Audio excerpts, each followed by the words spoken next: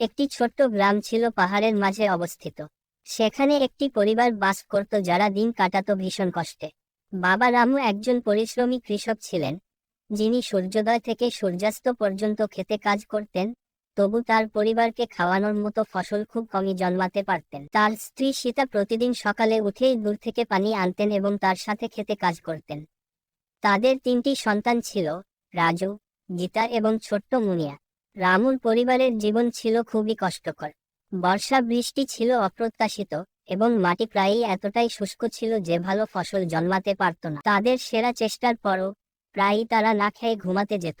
রাজু, সবচেয়ে বড় ছেলে, পড়াশোনা করতে চেয়েছিল এবং কিছু করে দেখাতে চেয়েছিল, কিন্তু পরিবারটি তাকে স্কুলে পাঠানোর সামর্থ্য ছিল না। পরিবর্তে সে তার বাবা মাকে খেতে সাহায্য করত এবং তার ছোট ভাইবোনদের দেখাশোনা করত। একদিন একটি ভয়াবহ খরা গ্রামটিতে আঘাত হানে।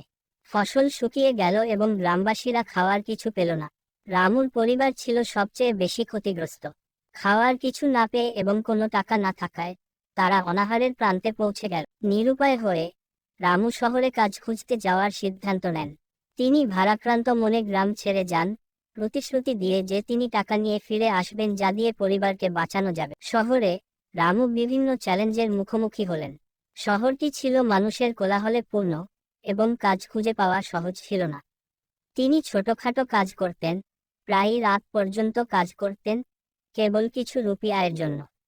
গ্রামে সীতা পরিবারটিকে একসাথে রাখার জন্য সংগ্রাম করতেন। তিনি অতিরিক্ত কাজ করতেন, প্রতিবেশীদের ঘরের কাজ করে খাবারের বিনিময়ে। কয়েক মাস কেটে গেল এবং রামু কিছু টাকা সঞ্চয় করতে পারলেন। তিনি আশায় ভরপুর হয়ে গ্রামে ফিরে এলেন। তিনি যে টাকা নিয়ে ফিরে এসেছিলেন তা দিয়ে তারা বীজ কিনতে এবং নতুন ফসল রোপণ করতে পারলেন। সময়মতো বৃষ্টি এল এবং মাঠগুলো আবারও সবুজে ভরে উঠল।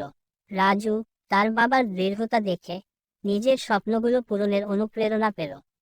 সে গ্রামের স্কুলমাস্টারের কাছে পড়াশোনা শুরু করল, যিনি তাকে বিনামূল্যে পড়ানোর জন্য রাজি হয়েছিলেন। গীতা এবং মুনিয়া, তারাও তাদের বাবার সাহসে আশার আলো দেখল। যদিও জীবন কষ্টসাধ্য থেকে গেল, রামুর পরিবার ধৈর্য এবং আশার মূল্য শিখল।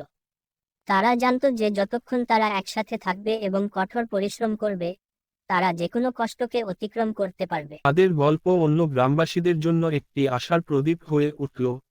তাদের মনে করিয়ে দিল যে সবচেয়ে অন্ধকার সময়েও সবসময় একটি আলো ঝলমল করে। তোমাদেরকে স্টোরিটা শুনে ভালো লাগলে লাইক কমেন্ট করবেন।